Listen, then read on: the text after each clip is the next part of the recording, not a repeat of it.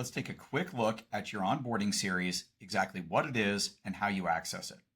By now, you've done your consultation, and as soon as that consultation was over, you should have gotten a text message talking about the onboarding series, telling you to check your email for a link to access it. So here I am looking at that email that goes out, and now that my consultation is complete, we want you to complete this onboarding series. You have one of two ways in which you can create this account. You can click here, or you can click here to create the account and sign up. Two different points in which you can access the course and register for it. It's free. You can use whatever email and any password you want. What this course does is gives you the basic knowledge about nutrition. What do proteins, carbs, and fats do? Teaches you how to use the LifeBase app, how to build healthy meals, and all the training videos that are actually built into the app themselves are in this course.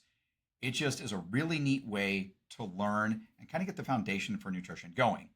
But let's say that you set up your account today and 3 days later, you want to go back and access it. How do you do that? Well, this email has a link to access it. Don't try to create a new account again. Just put this URL into your web browser and it'll open up this sign-in page for you. This is a virtual course. There's videos, there's text, there's pictures. It makes it fun to learn about nutrition, and it might take you a couple hours to do it.